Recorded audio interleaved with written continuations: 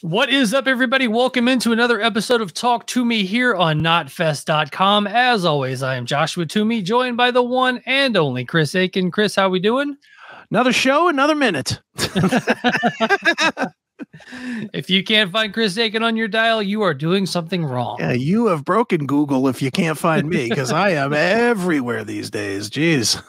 Well, speaking of breaking Google and breaking the internet, man, we talked about that cop down in Laverne last week as kind of a throwaway story, kind of a goofy story, man. All I've gotten this week is different memes and people sending me stuff, man. And I appreciate every single one of them, and they keep almost getting funnier. So I know I've had a week's worth of cop memes. Me too. Same thing about, plowing through the police force, and there's all kinds of them this week, which I'm enjoying. I love it. Anything dirty, keep sending. Yeah. The one was like NWA, and it's like fuck the police, and she says, "Okay, now what?"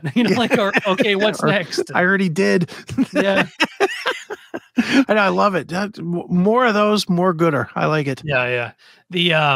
I have a cop friend on my Facebook, and he posted. He posted.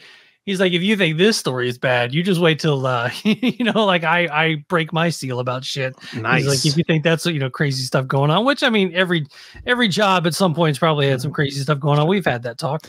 Can we get him on here, but like without the video?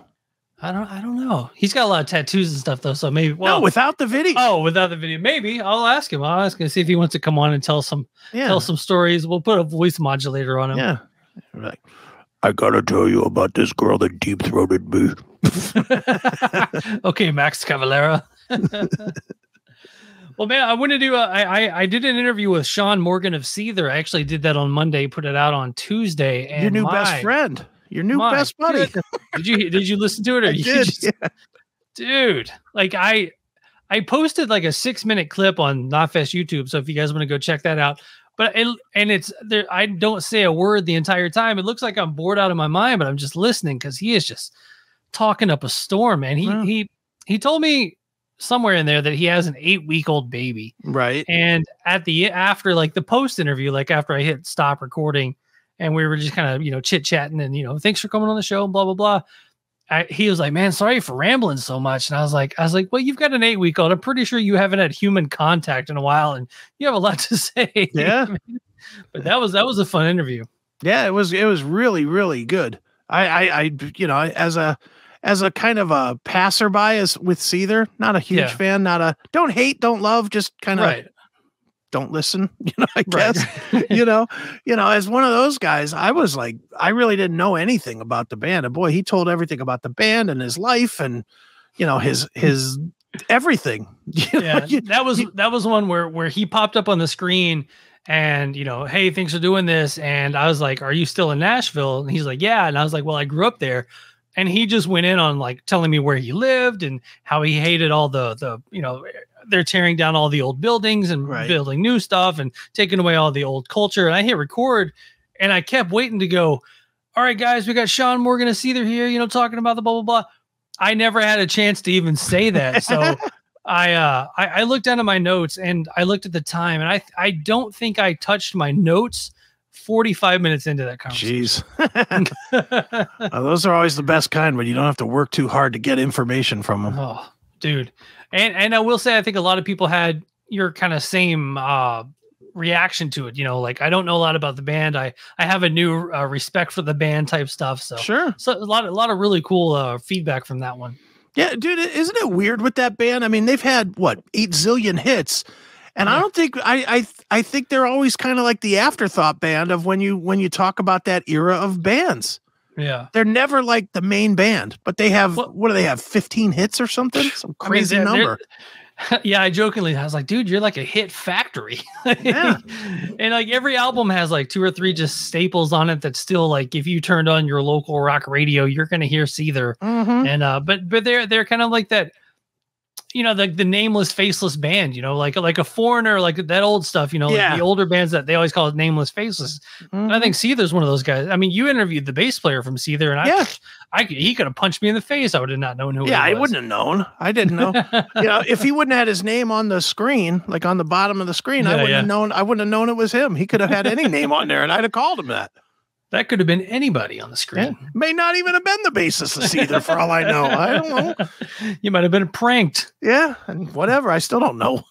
No, he was a fun interview too. Like two totally different interviews, but he was still a fun one too. Like, you really could have got a lot of info out of him. Yeah, he was good. He was definitely look. Apparently, I need to be a Seether fan because I've heard 2 interviews. They were both really fucking good. So it's like I need to learn about this band.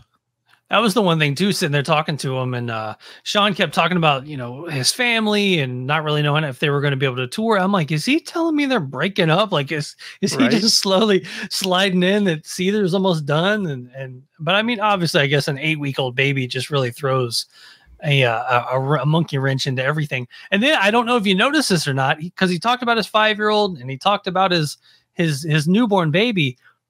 But at the end, somewhere in there, he talked about having an adult daughter. Like, so he's like so focused on these 2 young kids. Right. But he did all of this touring and all of the stuff that he said he didn't want to do with kids. But if you talk, he actually, I guess he had a kid right before he moved to the States. Right. So maybe he's got some guilt in there too from kind of being away for so long from the other kid. Could be. I don't know. But I think part of it is there's, as much as you don't like to think it, because when you're talking to them, they just sound like they're English guys. But I think there's a cultural difference between like South Africa and here. Yeah. And you don't realize it because when you're talking to them, they just seem like English guys kind of, but there is sort of a difference. Yeah. And I noticed that with your interview and with when I interviewed, what's his name, Dale Stewart, same thing. It was like, I was fascinated by him because I couldn't quite get it. You know what I mean? Right. I don't know how to explain it, but I didn't quite relate to him, which made it more fascinating to me trying to figure him out. Yeah, they were in your interview that he talked a little bit more about the girls and stuff around the time. And then in my interview, like Shaun talked about, they had managers and stuff, and they were basically like, if you gave them money and drugs, they would do anything. I heard that. And he didn't hint around about that either. He was just like, yeah, just give me booze and drugs and some money, and we would have done anything. So, but it is funny too in those situations where a band like Seether that has, hundreds of thousands of downloads on Spotify and record sales and, probably platinum records, still think they got the raw end of the deal or could have been bigger. I'm just like, there's 1,000 people out there that would murder to have your career, and you're like downplaying it, man. It's but crazy. You know what? I'm sure, and neither one of us asked this question, but I'm positive that they look at like a Nickelback and they're like, what the hell? We wrote better songs. You motherfuckers. I'm sure that's what they're thinking. Yeah. And rightly so, really. I mean, they did write better songs than Nickelback. And Nickelback took all of the acclaim. Took more of the hate. There's not any hate on Seether that I know of. Nickelback grabbed all that up too, but they sure did grab all the money. Seether too. I mean, they were very...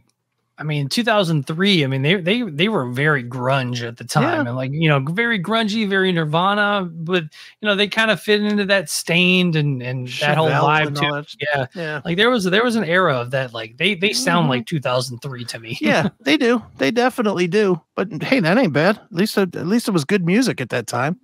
Right. All right. Well, let's dive into a little news, see what's going on around the world of hard rock and heavy metal. All right. I think the first thing we'll do is we'll head over to Loudwire. This festival that has been announced in Germany. It looks like it's called the No-Playback Festival in Germany. Promises no bands will use backing tracks. Ooh.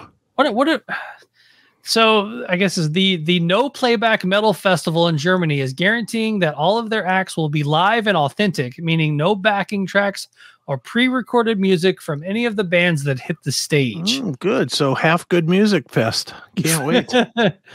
I mean, is this like just dumb? I'll say it dumb. I get dumb, but is it just like... I don't know. Is it just too like, oh, we're old school and, don't take our metal card, dude, kind of stuff like that. It is. Dude. And who couldn't wait to celebrate this? Dopey Eddie Trunk Oh yeah. He had a Facebook post. This is awesome. It's like, get the fuck out of here, you fucking glum hanger oner. Well, the thing with that too is every single band on this metal festival, Eddie Trunk would never talk to. Of course not. I mean, it's not the reunion of Kick Tracy or something. So why would he care? Right. Yeah. Eddie Trunk's post. This is awesome. The only line of defense in keeping a live rock show live. Shut it. It sounds so absurd to have to say that, is promoters at the end of the day pay to see and hear a band play live, and it's actually all live. What a concept. Would love to see more promoters at every level who are charging customers a lot of money to hear a band play live insist that the band play live. Let's hope this becomes a trend, although sadly I doubt it will, because at the end of the day, most only care about fannies in the seats. But massive kudos to this festival and promoter. And again, I am not talking about the bands running a keyboard part, effect, or intro pieces. Tons doing way more, to the point you are paying for karaoke.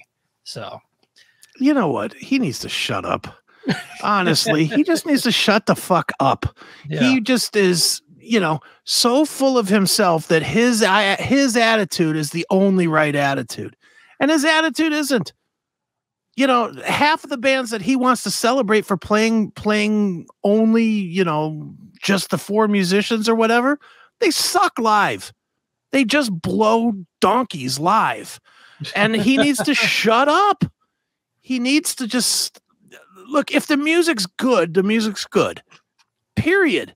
If it's a good show, like, look, the home band here, Slipknot uses some tracks, right? I'm assuming. They have a keyboard player and like a turntable guy. So they've got tracks and everything else running behind them. Yeah. Yeah. And I put that show up against anything anybody else is doing these days. Anybody. I don't care if they're all playing their instruments. I don't care if they're coming with 14 laptops surrounding 6 guys. I'll put the Slipknot show over anything that anybody on this festival is going to do. Who's on the festival? Destruction, I think, is like one of the headliners. Yeah, that's the only. Actually, it looks like the link might be taken down. But so it's already canceled. Oh, here's the website. Here we go. Ross the Boss, Raven, Vicious Rumors, Holy Moses, Traitor, Crystal Viper, Contradiction, Savage Existence, Hell Patrol, Act of Creation. Well, other ones I know half of those bands, and they're also Rands, and that's nothing against those guys. I like Ross the Boss. He puts out great records, but come on, right? It's Ross the Boss. It's not Metallica. It's not Pantera. It's Ross the Boss. This is a show. This is a show that's going to bring about 1,500 people. Right. So let's be real. One of the reasons that all the bands are going to play their own instruments is because there's nobody there making enough money to do all the technology. Yeah, it's a pretty. Vicious Rumors. No idea who Holy Moses is. Raven, obviously, they took Metallica on tour 40 years ago, so that's why they're still around. Yeah, and Holy Moses is just one of those German bands that they've been around forever. They've been kicking around for 25 years or whatever. Right. This whole website's in German, so you can get a T-shirt. Oh, for €80. Is it hand stitched, or did they use machinery to put it together? This better be hand painted. Or I want to see pictures of somebody putting it together on a loom. Get the fuck out of here, Eddie! What an idiot! Yeah, and I hope that he might have Ross the Boss on and Raven and those guys. So I guess I was assuming he was not going to have Destruction on the Eddie Trunk show. Yeah, is he going to take a paddle boat over to go and host this thing? Because he doesn't want any machinery working. Maybe he should, but he really should. He should take a canoe over to Germany. So that it's all his own. It's all on his own power that he gets there. No machinery, no assistance from a machine. What a dick. a lot of these bands are older bands too. I think I might want a little enhancement, you know. Yeah. Do I want to see Kiss with no backing tracks? No, I want to hear at least close to what they used to sound like. Is Kiss on this? Kiss ain't on this. No. I mean, they're just one of the big ones that use backing tracks. I was going to say, if Kiss is on this, that's a whole different game, but it sounds like this is like a 1,000-seat venue, maybe? Yes. Maybe. I've already clicked off of it. Yeah, let's see. I wonder if there's tells you how many people are gonna or what. I don't really speak German, so let's try to figure out the venue. You named all the bands, and I'm just thinking this is the third deck on the 70,000 tons of metal cruise. Yeah, this is the lower deck. No, that's a city. I was like, well, maybe this is it. No, I don't know. There's no whatever. I guarantee it ain't 10,000 seats. I'll stake my life on that. This is not a 10,000 seat venue. Yeah, I don't know. I'm over here translating German, trying to figure out where it's at. Yeah, so there's no telling. But yeah, it's I bet you it's the Culture Hall here. Let's see here. Oh, it says location right here. Duh. All right, let's see if we can search this real quick. What is it? The Culture Hall, like KULTURHALLE. Capacity. And where is that? Oh, it's in Germany. But I'm not going to try to speak it. Right. Capacity. Riveting. Doesn't say. Of course it doesn't say. Yeah, if it's the BHZ Zurich, I think it's capacity 6,000 if this is the one I'm looking at. In Zenith? Is it in Zenith? Die Culture Hall, Munich, Germany? It sounds about right. Says capacity 6,000. Okay. Let's see. So it'll be half full. Yeah, if that. Let's see. If it's the same venue, and again, I don't know if it's the same venue, but they're also hosting Dropkick Murphys, Bullet for My Valentine, and Bring Me the Horizon. That's a big. Not on the same day. Not on the same day. 3 different shows. Okay. 3 different shows. All right. Those are some big names. Those are okay. Still, it's not lots of tracks running there though. Yeah. Well, apparently the venue doesn't care. Right. Eddie Trunk. Wonder how he does his show without any recordings or any equipment. Yeah, he just speaks into a tin can, speak and spell, and hello. He just yells from the top of the Sirius building. Hello, it's me, Eddie Trunk. You're listening to Trunk Nation. So this is some big news in the world of rock touring. Okay. Ugly Kid Joe has announced its first U.S. tour in 27 years. Oh my God! Clear the cum off of Aaron Camaro's computer. Support on select dates will come from Fozzy and with Pistols at Dawn opening all concerts. Fozzy's opening. Yeah, I was actually surprised on that one, and I get that Ugly Kid Joe's a big name, but I mean maybe a co-headline or something with Fozzy. But that's a little surprising. What do you think the deal is with them not touring the States in 27 years? Well, I have to think that they don't like each other because they haven't done a lot of recording either. They've only done, they did the Stairway to Hell and they did the new one, Rad Wings of Destiny. Right. I don't know. I mean, Whit's a weird guy, and he's been in other projects. He was in that band, Another Animal with like all the Godsmack guys except for Sully. Yep. And then he was in another band with Logan Mader called Medication. So that's probably 10 of the 27 years between those two. allegedly, because I don't want to be sued, but I've heard that he's behind the curtain on Ozzy tours singing for Ozzy. Right. So that would keep him busy and not able to tour. I don't know.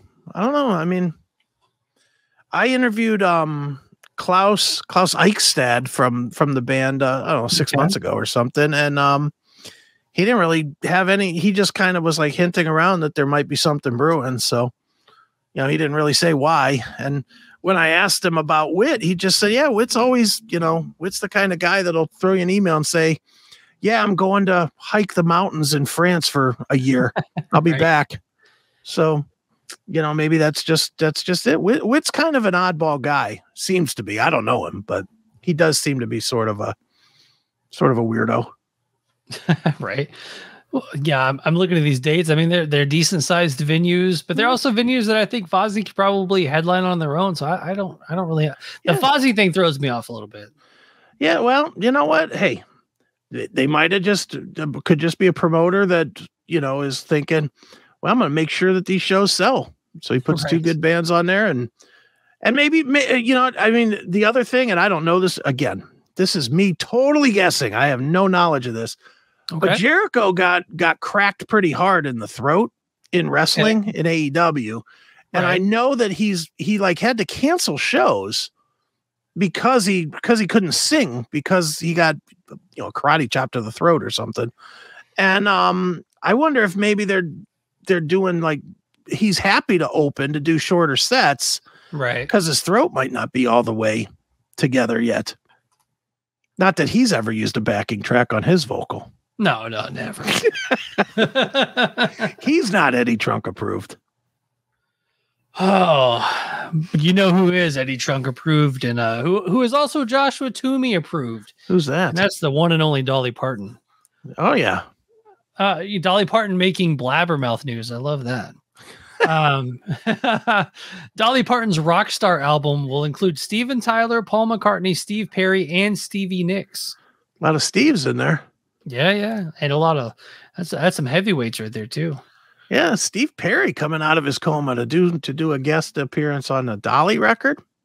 Steve Perry, sense. Steven Tyler coming out of his drug-induced whatever, and Stevie Nicks. Yep. Now that Christine McVie's dead, I guess you got to make money somehow. So. Let's see here. Dolly Parton says that Paul McCartney, Stevie Nicks, and Steven Tyler are among the artists who will appear on her much anticipated rock album. Titled Rockstar, the LP will feature covers of classic songs by legendary acts, including the Rolling Stones' I Can't Get No Satisfaction and Led Zeppelin's Stairway to Heaven. Oh, please. Is that what you need that in your life, don't you? No. No. Why do all these bands... I don't even mind a cover album. I really don't. I don't love them, but I don't mind it. Dolly Parton hasn't done rock in ever, literally forever. So she comes out and she does standards. Yeah. It's like, no, do something. That's the way from Led Zeppelin. If you want to do a Led Zeppelin song, do something that's somewhat deep in the catalog. Right. Not Stairway to Heaven. Stairway to Heaven. Is she going to have Steven Tyler duet with her on Dream On? I mean, come on. Well, let's see here. During a new appearance on The View, Dolly said, if I'm going to be in the Rock and Roll Hall of Fame, I'd better do something to earn it. So I'm doing a rock and roll album, and I'm having a lot of the rock stars that I met that night be on the album with me. The View co-host Joy Behar asked Dolly Parton if the Rolling Stones singer Mick Jagger will be featured on her cover of Satisfaction, to which Parton replied, I'm doing my best to try to get him on, but I did his song anyway. I think Pink and Brandi Carlile are going to be singing on that particular song with me. So it's being put together by a producer, and she's not even sure who's on it. I guess she's doing doing the parts, and then if they can get the others to come on, I guess they'll do it.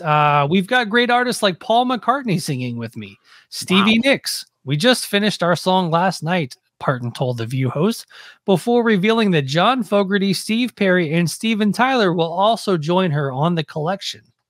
I'm not gonna lie, she's got some real heavyweights on this thing. That's for damn. She's got like all the big names, but. But still, the song. I mean, what is she going to do with Journey or with Steve Perry? She going to do Oh Sherry? Or is that too obscure? No, she's going to do Don't Stop Believing. We've got a lot of iconic singers that are going to be on with us, so I'm looking forward to it, she said. I'm even going to have Cher on it. I've been getting a song for her. We've been trying to get the right thing together, but that's going to be a big thrill. Last month, she said she wanted Elton John to appear on the project. Wow. Which is due for release later this year. I cannot wait. This sounds fantastic. If I could turn back time, yeah. Prior to that, the country icon expressed her desire to reunite Led Zeppelin's Jimmy Page and Robert Plant on the album. Oh my God. I mean, this is like everybody. Is there anybody left? How come no Roger Daltrey? Right. You know, he's about the only guy of that era that's left. Good grief. And there's a new song featuring Dolly Parton, Debbie Harry, Cyndi Lauper, and more will be released Friday, January 20th. Will be included on the soundtrack for the upcoming film 80 for Brady. So. All right, now here's the real question. I know you're a big Dolly guy. Okay. Do you have any interest at all in this? Because I know you have no interest at all in anybody that you've mentioned other than Dolly. Oh, yeah. I'm going to listen to this album at least one time all the way through. And that being said, I'm right? You don't care about any of these people other than Dolly Parton. No, I mean, I care about these people. I definitely, looking forward to what John Fogerty has to add to it. Steve Perry, I'd love to hear that. I mean, When's the last time you listened to an album with any of these people on them? I listen to Chronicle all the time. Thank you very much. With some Creedence Clearwater. Yes, I do. Do you really? I have that. Yes, it was actually very, very nice to hear some CCR on your on the CMS. On a CMS. Was it nice to hear me not knowing any of the songs? Well, I loved it. You're like, I don't know any of the songs. And then he played on me like, I know every one of these. Yeah, songs. I did. I knew every one. It was crazy. Yeah. I just didn't know it was CCR. Right. No, that CCR is one of those bands that, that's like listening to music with my dad.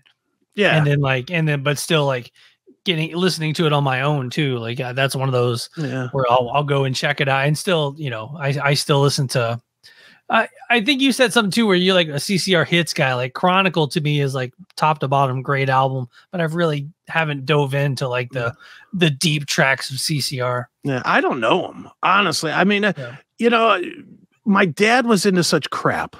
My dad was into like Slim Whitman and Roger Whittaker and Dave Loggins and shit like that.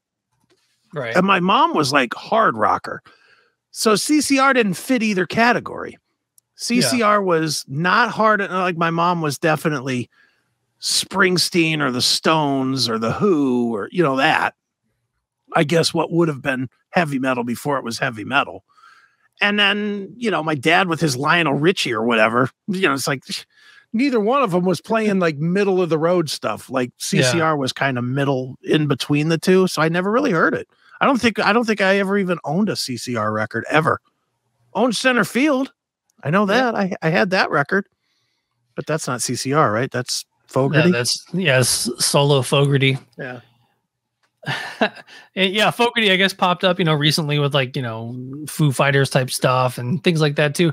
And to turn a story around, I was going into a gas station the other day, and as I was walking in, the guy goes, "I thought you were Dave Grohl coming in here." I was like, oh, right, well, I guess I've heard worse, but I'll take Dave Grohl. Dave Grohl, that'll work. There's got a daughter. There is nothing worse, man, than when somebody goes, you look like this person, and you look that person up, and they are never cool looking. You're like, really? That's what you think I look like? Mm-hmm. Yeah, that's why I grow the beard, because when I don't, I get too many people like, you look like fucking Chris Farley. I'm like, oh, Jesus, thanks. Thanks. Yeah. I always get, I haven't gotten anybody recently, but they're always like, yeah, you look like this person. I'm like, I don't know who that is. And I look them up. I'm like, Jesus, that's what you think I look like? Thanks. Thanks for nothing, man. Yeah, no kidding. We'll dive into a friend of the show, Wes Borland. Yes. He's made the news. His ex-wife, let's see here. Wes Borland accused his ex-wife, Carrie Calloway, of defamation with legal filing. Now, who is Carrie Calloway? What is that her would band? Queen Kwong. Queen Kwong. Queen Kwong. Yeah, he which Wes was in for a while.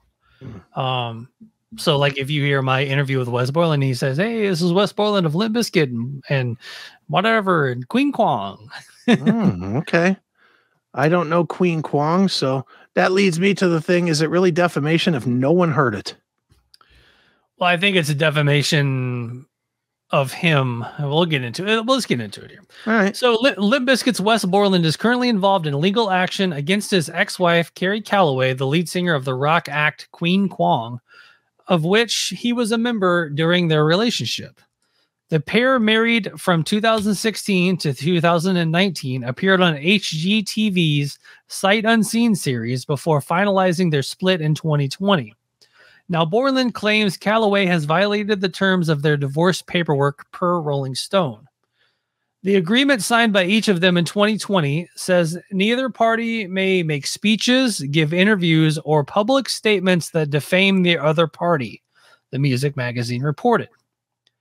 But according to a petition from the Limp Bizkit guitarist that will be heard by a family judge for the 3rd Judicial Circuit Court of Michigan's Wayne County on Tuesday, January 17th, Borland is accusing Calloway of going against that agreement in a 2020 Bandcamp Daily article in which she discussed the pet cats the couple kept together. So, and here's the quote. "We had 7 or 8 cats of our own," Calloway said in the interview. "When everything fell apart, the one thing that made me realize things were really over was his desire to not only get rid of me, but the cats too. There was a disabled one called Daisy. She died a week after he left because he was the only one who could care for her. That's the hardest thing to get over, honestly." She added, "I still have nightmares about it." So that's the defamation. She's suing because she sort of insinuated that he let the cat die. Because she insinuated that he let the cat die. Yes. He's going to lose that case. Yeah, he's saying that is defamation of character because he's not good. I mean, how do you prove that that's not true? Is it defamation if it's true? I mean, I don't know I guess if it's not true or not, but I guess the neither party, the quote is, "Neither party may make speeches, give interviews, or public statements that defame the other party." So, I mean, I guess true or not true. I mean, I guess you just can't be out there like throwing around dirty laundry. Cat killer. Which I mean, I know you understand, you don't want anybody hurting cats. Yeah, I'm a big fan of pets. Yeah, no, I'm not siding with Wes on this. A, because I hate cats, and B, because who cares? Why is he made this? What he's doing is going to be way worse for him in the long run. He's making an issue of that. Me and you, I had never even heard the name Queen Kwong. Right. Now I know the name. Now she's going to sell some records.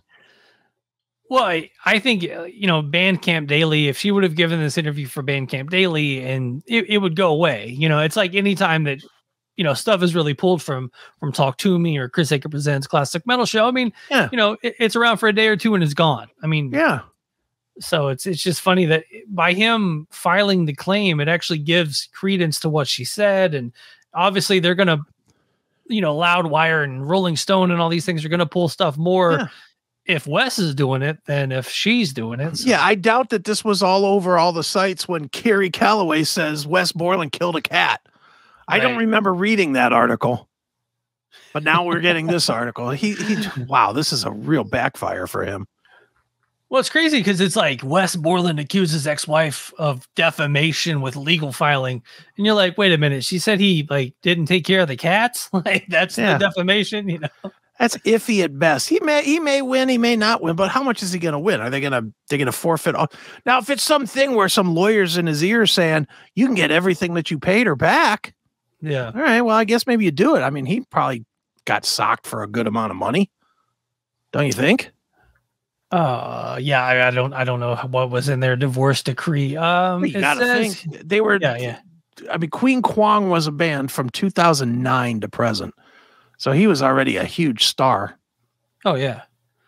Borland's petition maintains those statements intentionally do what Miss Calloway was expressly prohibited from doing. They adversely affect Mr. Borland's public image and reputation that he has built. It also alleges Calloway's actions are aimed at destroying Borland's professional reputation. He is requesting $5,000 in costs and attorney fees, and for the court to sanction Calloway. So he wants $5,000, right, and a fine. Yeah. So they must have had a bitter fucking divorce. Yeah, I mean, if you're going to be this petty, man. This is okay, bitch. Here we come. Reached for comment. Calloway responded, "The truth cannot be defamatory." That's what I said. This action is simply a tactic to bully, intimidate, and silence me. This is an attempt to financially ruin me, exhaust my physical well-being, and denigrate my credibility with the explicit intent of causing harm to my career. She continued, "This is an overall attack on freedom of speech and artistic expression. What does it mean for indie musicians like myself, who can't afford to even tour these days, to have to worry about fighting frivolous lawsuits? What does it mean for women who are already afraid to tell their stories?" Now it's like, shut up. You're going a little too far there, activist lady. "And for journalists, if their words can be spun to silence the very women they're trying to give a platform to." All right. Yeah, hashtag me too. We get it. We get it. Yeah, she was doing fine until she spun all that bullshit in there. Yeah. This is nothing about Me Too or women's rights or anything. This is about her and him. They don't like each other. Well, I think both of them are pretty ridiculous in their statements. I mean, he's saying that she's trying to ruin my professional reputation, which, I mean, Wes Borland, great guitar player, but I mean, his stage presence and everything else. I mean, he's not the most buttoned up dude on the planet. No. Great dude, great interview. I mean, like hell, I did 2 hours with him. Their hit is Break Stuff. He made his money with Fred Durst. Yeah, what more needs to be said? They're known for wrecking Marilyn Manson. they're known for wrecking concert venues. Yeah, there's not some serious, over the top beautiful reputation on the Limp Bizkit camp. Wes or anybody else, just stop. Just tell her to take the song off the record and move on. I mean, geez. Oh my goodness. Let's dive into little Machine Head talk. The question is, how does Machine Head manage to stay relevant after all these years? Okay. Jared responds. Oh, Jared. He's been in the band for all of that, what, 1 album, 2 albums run? It's funny that he's been in opera. Has he been there a long time? I would think so. Let me see if it says, because I was thinking that too. I was like, who is he to talk? But I mean, right now he's like, what, the second? Well, right now he's probably the most longest, but that doesn't mean anything. Let's see here. Machine Head. Yeah, you look it up. I'm looking. I'll start. All right. So, in a recent interview with More Core, he's been in the band. He's been in the band since 2013. Oh, that's 10 years. 3 records. Yeah. None of the good ones. Well, the new one. You like the new one? I like the new one, but I mean, all the ones that you think of that matter, he had nothing to do with those. Burn My Eyes and Blackening and Locust. He had nothing to do with any of that. Well, he's been in the band for 10 years. I mean, he was a fan. I was at Private 55 for like a week, and I get to still say I was in the band. So I'm not saying he can't say he was in the band. I'm saying he shouldn't be talking about their longevity and staying power. Right. He wasn't a part of it. Well, let's see what he has to say. How about that? All right. In a recent interview with More Core TV, Machine Head bassist Jared I don't even know how to say his last name. MacEachern? Sure, that sounds good. Jared MacEachern was asked how he and his bandmates managed to stay relevant after all these years. He responded, as transcribed by blabbermouth.net, you hope that you create, Jesus Christ. feel like your other co-host. Funny joke. You hope that this is really what it says. You hope that creativity and the art that you create, you always hope that it stays relevant. Maybe so you hope that the creativity. There we go. Your creativity. Yeah. It's hard to say, he continued. I'm not quite sure if Rob Flynn of Machine Head always has a plan, or if he's sitting there at home writing songs and going, okay, how are we going to remain relevant with these songs? You just hope that you remain relevant, Jared replied. I think part of it is you can't stop. You have to always keep creating and pushing yourself to try something different in many cases with bands. Again, wait a minute, stop there. Stop. Yep. There. Okay. Is this guy familiar with Rob Flynn? The Jared? Yeah. I mean, am I wrong in thinking that almost universally people look at Rob Flynn as the biggest trend jump guy that's out there? Yeah. And he's saying that Rob Flynn doesn't think about that? Rob Flynn is the all-timer. Yeah, he goes, I'm not quite sure if Rob always has a plan, or if he's sitting there at home writing songs and going, okay, how are we going to remain relevant with these songs? See, I'll tell you how he does it. He looks at the Heat Seeker chart on Billboard, and then he writes a bunch of songs that sound like it. I 100% agree with you. I think that I think Rob Flynn they have a sound, but I mean, they definitely mold that sound to kind of what's going on and what people are into. Absolutely. I mean, he's an all like Catharsis or Burning Red or Supercharger. You're going to say that those kept the flow? Those were clear, especially like Burning Red. Yeah. Burning Red saw Limp Bizkit and Korn kicking everybody's ass in the late 90s and said, yeah, I could do that. Fuck it. Let's do it. I mean, just judging by his hair, like the Burning Red hairstyle alone. Yeah, that's what I mean. He was like, and if I'm not mistaken, always been into hip hop. If I'm not mistaken, wasn't he also wearing like sweatsuits at the time too?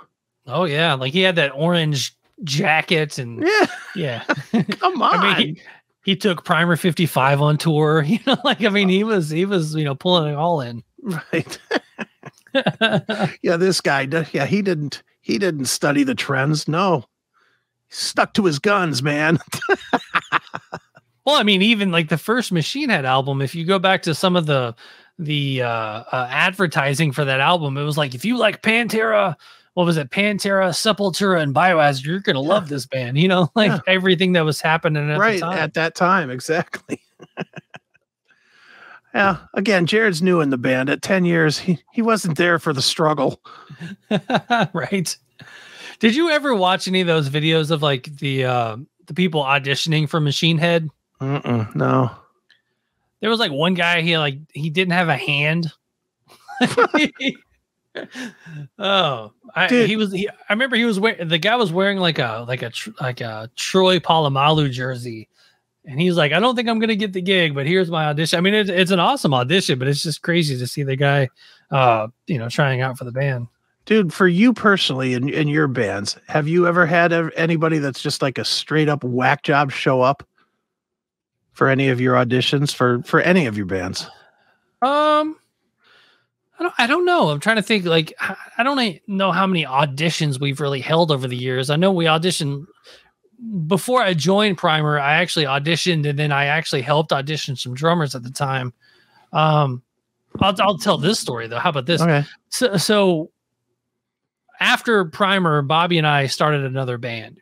Okay. And we were looking for drummers, and there was a drummer that I met years ago, and he was like, I don't even know how he got the word out through the internet somehow. He's like, hey man, I'm living not too far away. Can I come audition? And I was like, yeah. And I'm telling Bobby, I'm like, dude, this guy's cool and whatever. And he goes something about, he goes, does he look cool? And I'm like, yeah, I mean, unless he's gained like 100 pounds, like as a joke. Yeah. Homeboy showed up just large and in charge. I was like, how did that? I mean, it didn't even make sense, like how it happened, because it wasn't even that long. I was just like, all right, man, like, yeah, he showed up very, very large and in charge. That's funny. Dude, I wasn't managing this band, but I was kind of helping this band, whatever that would be, you know, helping them because I was a media guy. I was helping these friends of mine. They were putting together a band. It ended up being that band Voodoo Brother, which is, you can find them on YouTube or whatnot. They're kind of like a stonerish sort of a band. Okay. And they had a band before, and they got rid of the singer, and then they were trying out a new singer for this band. And they asked me to come down to hear auditions, that they were auditioning singers one night. So they brought in the first guy. This guy, I don't know what this guy was thinking. He shows up with one of those plastic flutes, you know, those type of flutes. And I've never seen a guy auditioning to be a singer in a band that knew less about being a singer in a band. This guy was like, you know, they said to him, they said, okay, we're going to start a song and just kind of scat in. That's all they wanted him to do, was just, didn't necessarily need him to be any words. They just wanted to see if he could find, you know, a place so they could hear his voice. Yeah. Kind of a thing. As soon as they started, literally the second that they started playing, it's like, vom, he starts going, I mean, just like right. One note in, and they were looking there like, so they stopped and they said, no, wait till we find a spot, you know, like a regular song. So they start again, and 2 notes this time. It's like, da-da-ba-ba, you know, it's like, what the hell is wrong with this guy? So they just keep playing, and they're laughing their ass off at this point because they know this guy's a disaster. So they're playing. This guy does not take a breath, no spaces for instrumentation. He's just straight making noise until he pulls the flute out of his back pocket and then just starts, it was the weirdest fucking thing. And so they finish, they're laughing their balls off. The guy looks at me and goes, so when do we practice? And I was like, I looked at these guys and they just looked at me. I said, you don't, dude, you're out of here. And I actually ended up telling him to beat it because, he was awful. But I'd never seen a guy that thought he was going to be a singer that didn't know how to sing, like, with music. Yeah. It was the dumbest thing. I had a friend of mine he's actually still attempting bands and still putting out music and things, but he was one of my favorite singers I've ever been around. Okay. And so, but we were in a band together for a little bit, but I wanted him for like my other band. Sure. And so I gave him a CD of the music, and I was like, just write some lyrics to this music and let me know what you do. Okay. He gets the CD, puts it in his car. He's singing to me in his car, and it's like a fucking hit. Like it's going to be, boss hitbound single. Like it's going to the top of the charts or whatever. Right. And I'm like, fuck yeah, man. So we go to Bobby's house to record, Bobby Burns' house. Like he had a home studio. And I'm like, all right, just do that, on the record.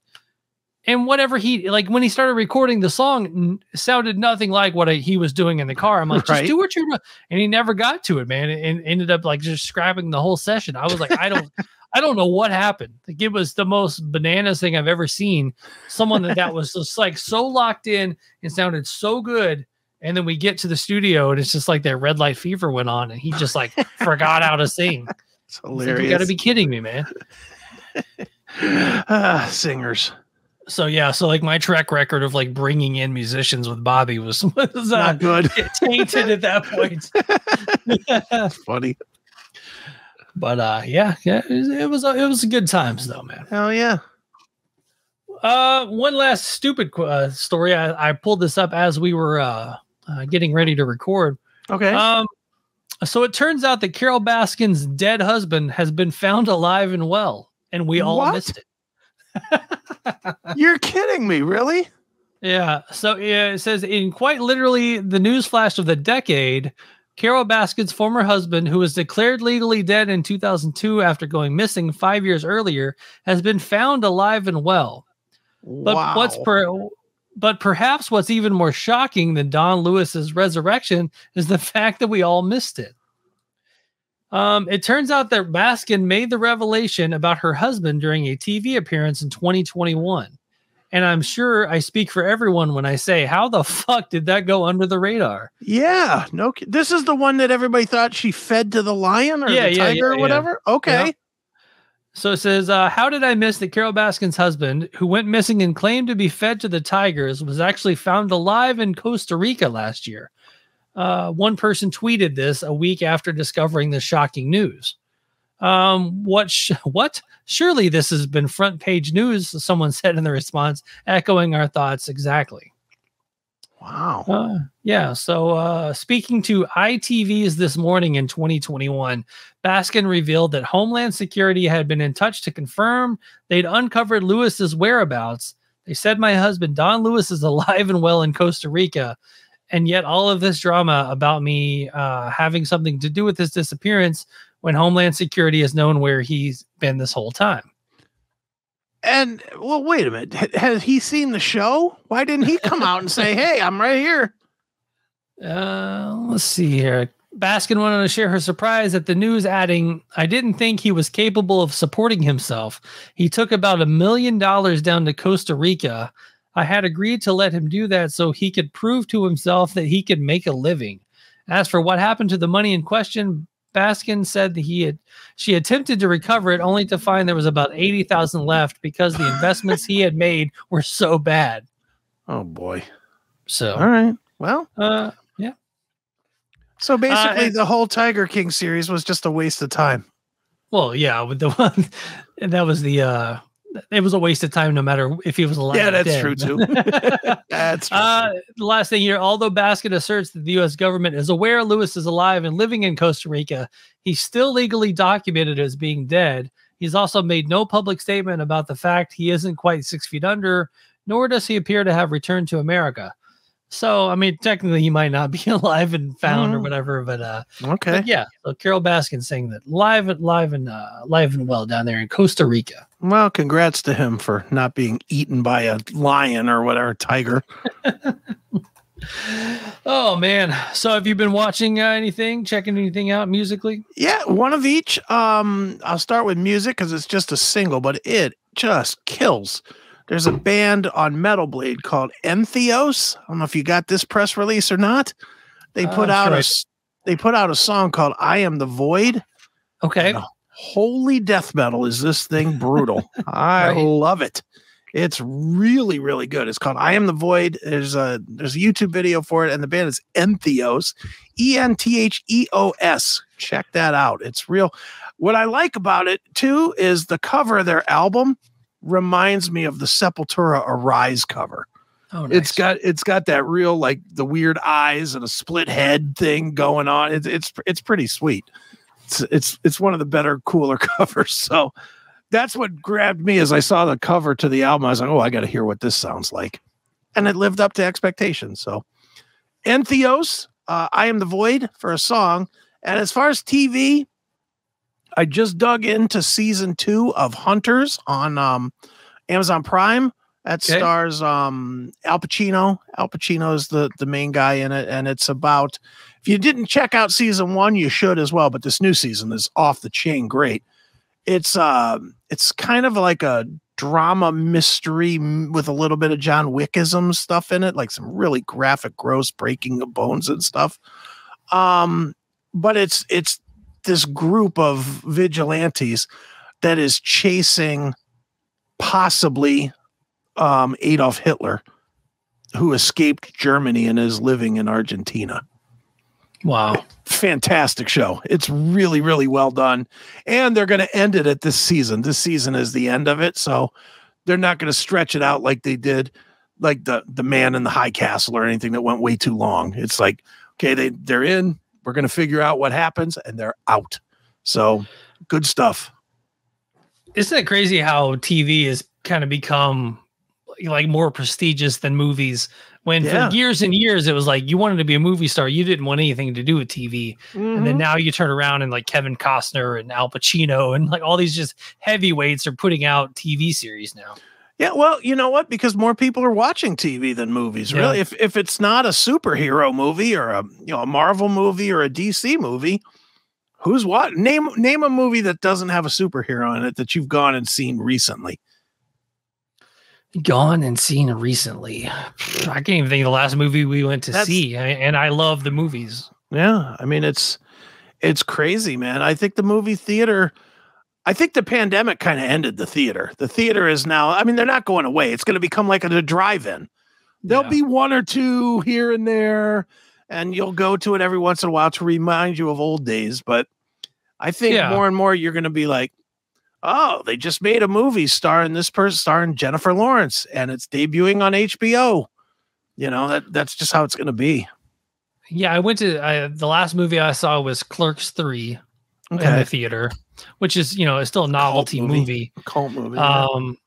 Yeah, I can't think of the last, like, I mean, it was like Batman or something. It was a superhero or whatever we went to see. You know, I took the kids to it kind of thing. But yeah, I mean, the more the theaters around, I mean, the more it turns into, you know, now, you know, when I used to go to movies in the 90s, it was, or even in the 80s, you know, you pack as many people as you can in uncomfortable seats for 2 hours. Now it's seats that recline and there's a lot of leg room and, you know, sell drinks. Like, like you can buy booze and actual food and everything else. Like, you know, now it's a little bit more like less people in the theater, but more options once you're there. Yeah.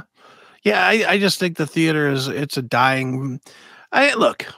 And again, not for nothing, but who wants to go to the theater? You got some asshole talking. You got somebody else that brings a baby to a movie that they shouldn't bring a baby to. Right.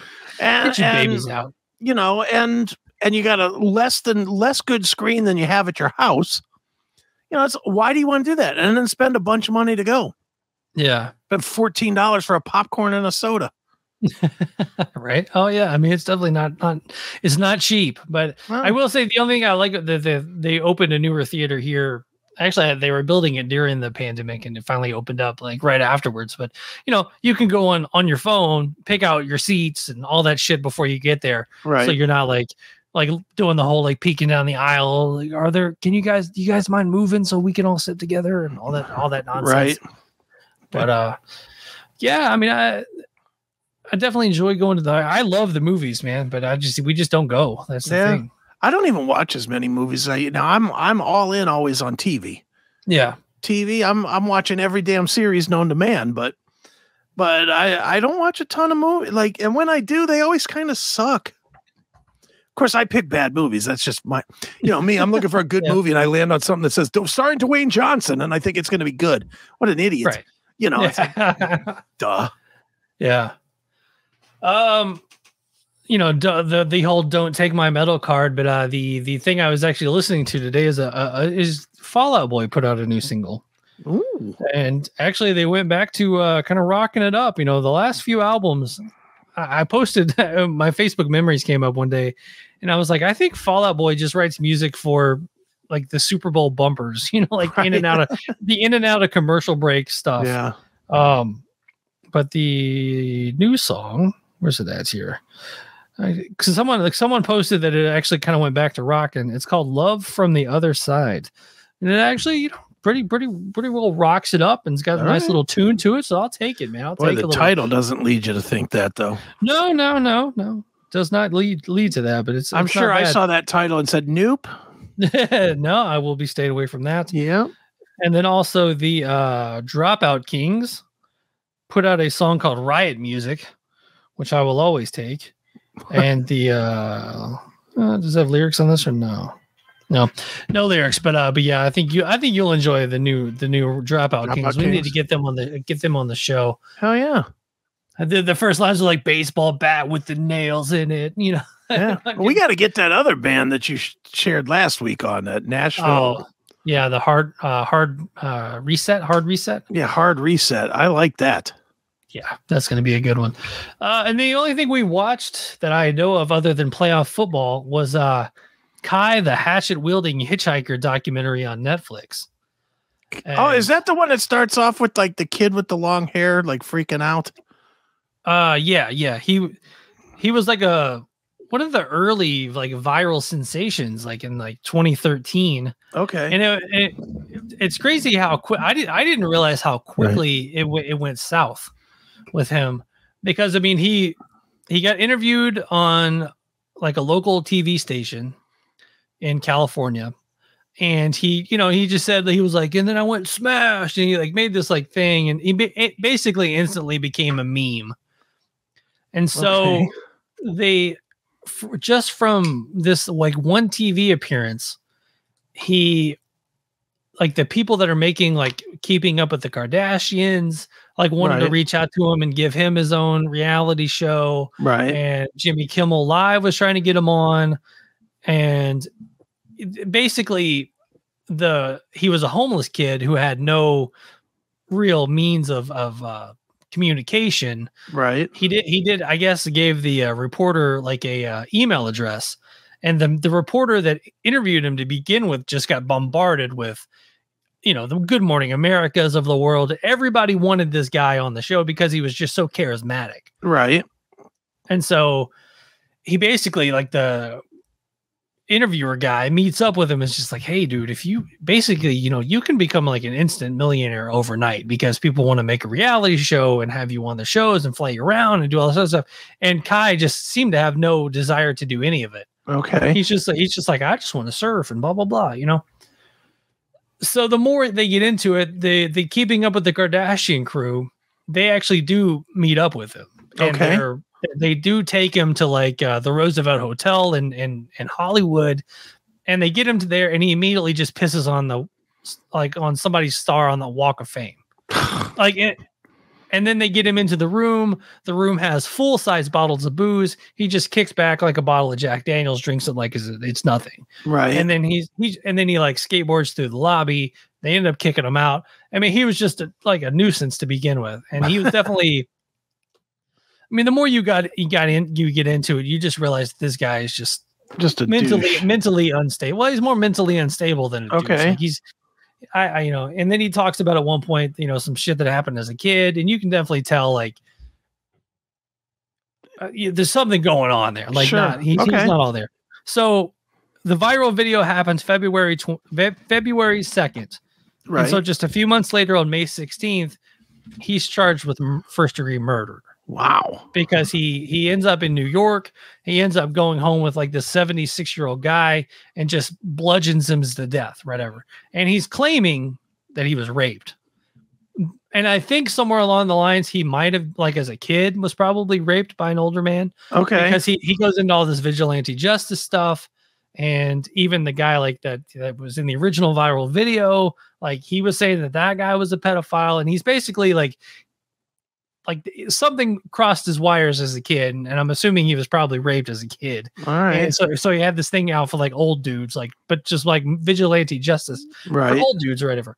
And so he ends up going to stay at this old guy's house, and then like, as you know, the next day, like, you know, murders him in cold blood. Nice. Wow. I mean, it's insane, but he goes from like viral sensation to 3 months later just getting charged with murder. It's a bananas documentary, and I didn't realize it was that quick. I thought it was like years later he got charged with murder, but it was like, because he went viral. I mean, girls were fawning over him. They wanted to give him his own show, like, and he just wanted nothing of it. And then 3 months later, he gets charged with murder. I gotta watch this. I have not. Yeah. I've seen it. It pops up on my Netflix. Yeah. I actually bought a new Apple TV this week because my old one finally. Look at you. Well, my old one died. It's not like I really had much of a choice. The old one just stopped working. Right. So I bought a new one. And then, by the way, I know it's expensive, but those things are so worth it. You know, the Apple TV is just great. But so I was installing the Netflix, and when I installed the Netflix, it brought up that, you know, when, you know, you access it to make sure it works. You sign in, and it came on, and I was like, what is this? You know, I was like, I didn't know what it was. So I skipped past it. I watched something else, and I went back to the home screen, and it came on again. And I still didn't know what it was. And I was like, all right, now I know. Now I'm like, all right, I got to watch this. Yeah. Reminds me of this other doc that I watched during the week, and I don't know the name. I apologize, but it's on Tubi. It's about a guy. This was really fucked. So this is back to my murder porn fans. I think it's called something about Into the Abyss or something like that. And it's this happened in 2001. There was this kid, and he was kind of like a loner, and very rich family. but he was like a loner in his school. And his brother, who was kind of a drug head, introduced him to to these other kids. Well, for his birthday, they bought him a really sweet car, like a Camaro or something, brand new Camaro for his birthday. Nice. They buy him this sweet ass Camaro, but the drug head brother had introduced him to some seedy guys. So they lived in a gated community.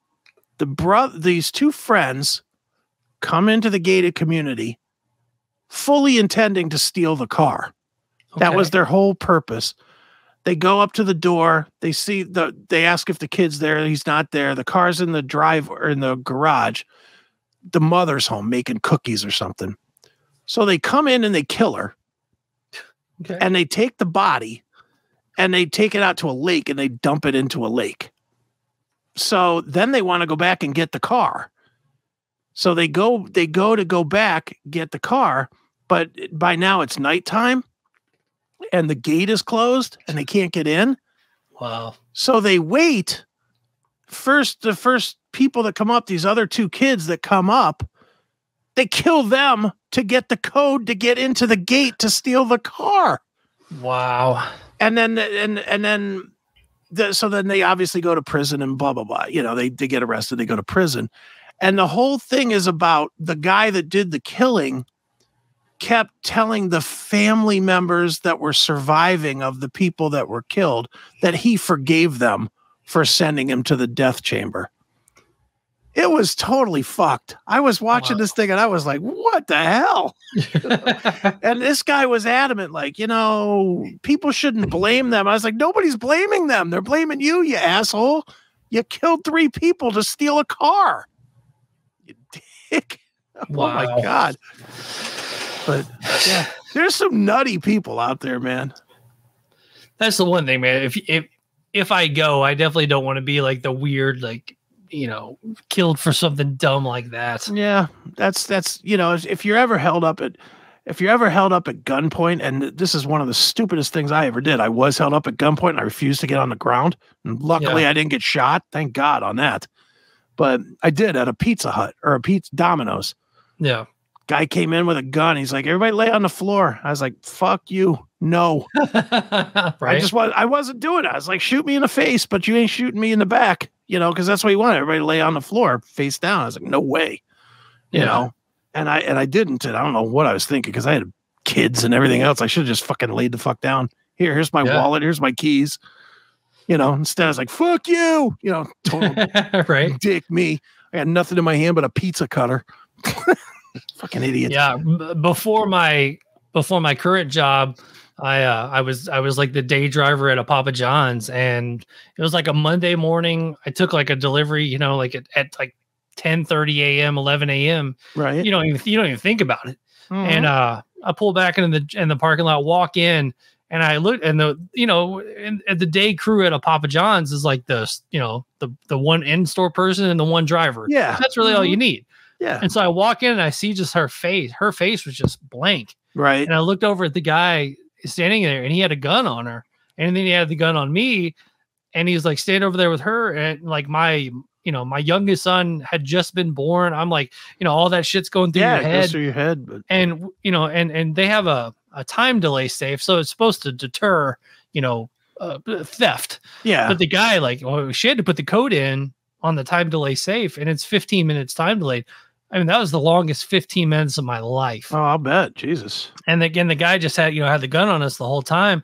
And at the end of the, once he got the money, which was just stored cash, it was like, six, I think the $1,000. It was like $600. All right. But I mean, it was a lot to just sit there and wait on, it was like rolled change and ones and five, it wasn't anything crazy. And then, so he like makes us go to the walk-in cooler and count to 30 or something stupid. Yeah. So we go in the walk-in cooler and he leaves and then and you're afraid to come out. Well, we waited. Well, technically, we there was like a panic button in the cooler for that situation. But so we come out and the cops come and all that stuff happens. And later that night, man, I got home and the same exact scenario happened at a Papa John's in Florida. Right. The manager on duty complied, gave him the money, and the guy still killed him at the end. Yeah. And I'm just like thinking, I was like, man, just how close were we to really just taking it, man. I was just, it's a fucked up feeling, sitting there with a gun on you and you have no over something dumb like fucking $600. And that's it. It's like, I tell my story every once in a while, not often because it's really, neither here nor there, but in today's world, I'd have just been like, here's my keys. You want me to go out there and fucking start the car for you? Whatever. Take the car, take the wallet. Here's my PIN. I really don't give a shit. I just want to live to tomorrow, but back then I was like 20, whatever, full of piss and vinegar, just out of the military. And honestly, I was probably sitting there waiting for him to move close enough to me that I could fight him, honestly, because that's who I was back then I felt indestructible. And what a dumb thing to do. I honestly, look, I'm definitely not trying to say it as look at a badass I was. I'm really trying to say, what a dummy. What a fucking dummy that got away with it. Thank God this guy was like, obviously not like a career criminal. Career criminal would have shot me, but obviously this was probably just some dude that was like broke or something. And, because he went running out of the store when I wouldn't lay down. He just, he didn't even take anything. He just ran. So he clearly got scared. Yeah. And the guy that did that actually got caught a couple of weeks later. I guess he was just doing that up and down like the main highway, robbing all the little Dollar Generals and everything in the neighborhood. But it was funny because it was me and the manager on duty. And then as we were being held up, another guy walked in, and he was like the HVAC guy, and he was like an older guy, and he just kept like kind of talking shit to the guy, which is kind of funny looking back. But he was like, what kind of gun is that? Like, where did you even get that gun? Like kind of talking shit to him, man. And I was like, shut up, man. Jeez, Now is not the time, buddy. Yeah, no kidding, dude. Speaking of that, and I know we're rambling when we should be ending, but whatever. Yeah, I don't remember if it was here or if it was on one of the other shows comments, but somewhere, some comment, somebody, and I think it was on Talk to Me, somebody recommended to me to watch a show on Tubi called 77 Minutes. Oh yeah, that was on that was here, right? Yeah. So I did. Jesus, have you seen that? No, I haven't. Oh my God, dude, this it's the same type of scenario. Guy walked into a McDonald's and killed everybody. Wow. Killed babies, kids, grown-ups, cooks, adults, cops, anybody that came near the store, just went nuts. And he walked in with armed to the teeth. I think they said that he shot like 160 rounds. Wow. In a McDonald's. You think about a McDonald's, that is not a big space. No. And he literally just lined them up and just started shooting people. And for no reason. Like they interviewed his now, widow. And she was like, he always talked a little bit of goofy shit, but he it didn't seem any different than any other day. Right. And he just said, oh, I'm leaving now. I'm going hunting. And he went to the McDonald's that was like 2 blocks from his house and whacked everybody. That's a nutty documentary. I was like, damn. I don't know when the last time this is totally changed the subject on that one. But the last time you've been to a McDonald's, my dad was in town and we took the kids and we went inside the McDonald's and there's no like self-service drink counter anymore. There's no counter to order at. It's all, you go in and you type it on the big screen, like what you want. And they you take a number and they bring your food and your drinks and stuff out. But I mean, it's like just nothing in there anymore. So it's pretty crazy. Like even the back's like walled off. You don't even like see them making the food anymore. Oh, no kid. Wow. I have not been inside a McDonald's. No lie. Probably 15 years. Right. Well, your kids are older now. So. Well, even when they weren't, I was still drive-through guy. I'm not going in. I'm not going into there. I don't want them crawling around in those balls that are just full of bacteria or whatever. Those tubes or whatever. I think the Play Place has been down for 10 years now, but yeah, the I don't know, it was just crazy going in there, and like there's just truly no counter service, no anything anymore. Yeah, well, that's the way it's going. That's the way it's going. Before long, there won't be any employees. Yeah. And that might make it a better place, because it seems like, not that I go there that often, but every time I do, they fuck up my order. So, and it's real hard. It's real hard to get a double, or not. What is that? What is their fat guy burger? The quarter pounder with cheese. Quarter pounder with cheese. Right. It's pretty. I order. It's like a number 5 or whatever on the thing. That's all I ever order. Give me a number 5 with a Coke. Yeah. Never right. Never.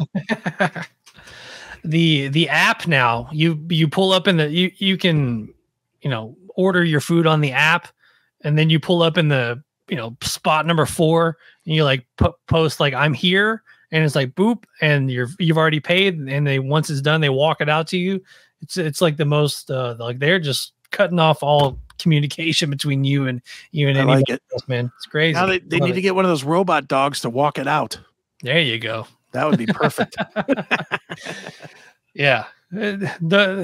I saw like an old photo of McDonald's from like the 80s the other day. Just like the old menu and the brown, everything was brown, and right. It took me back. But I do remember, man, the McDonald's in our town, we had like 2 or 3, but like one of them had like a TV in the corner. Sure. Like one of those old box TVs on the wall. Mm-hmm. And I was like, man, that is the craziest thing I've ever seen. That was probably 86 or 87, Now it's like if they don't have a TV in the restaurant, you're like, what kind of fucking bullshit is this place? I was like, you can watch cartoons while you eat your McDonald's. This place is the best. Awesome. I know that for us was Dairy Queen. The Dairy Queen always had the TV. And that was like the greatest ever. Coach takes you after the baseball game, and you could watch TV, and they'd always put like Sports Center on, and here everybody's an Indians fan. So it's like, we just played baseball. No, it's the Indians. And everybody was like, oh yeah, we could watch the Indians game after our game. It was always like that little, like we felt like we were closer to the Indians or something, because we could watch it at the Dairy Queen. As dumb as that is. But that, we were dumb kids, so it is what it is. Now we're just dumb adults. Yeah, exactly. We didn't get any smarter, just got older. Right. Well, I think that will do it here for another episode of Talk to Me. Got a little bonus time here at the end. Yeah, no kidding. Bonus time's the best part. Right. So yeah, if you guys don't mind, maybe head over to your iTunes, maybe Apple Podcasts, whatever they call it these days. Rate, review, subscribe, all that good stuff. And if you want to reach out to the show, at Talk to Me Talk on Twitter, at Talk to Me Talk on Facebook, and just Joshua Toomey on Instagram. Hit me up over there too. Yeah. So that will do it. Cool, where can they find you, Chris Akin? That's good enough. ChrisAkin.com. No, .net. Oh, the .com. I'm not famous enough to get the .com. The dog guy has it. Have you ever had tried to interview that guy? You know what? I've emailed back. He wants nothing to do with me. He wants that, dude. I mean, he just told me he had heard of me and he was, aware. Yeah. But I'm quite sure CMS fans probably sending him hail and kill. Fuck face, or whatever, or whatever, hand job, and he's like, what the hell is this? Too funny, man. Well, that will do it here for another episode of Talk to Me. So for the Talk to Me podcast, I have been Joshua Toomey. I am still Chris Akin, and we will talk to you soon. See ya.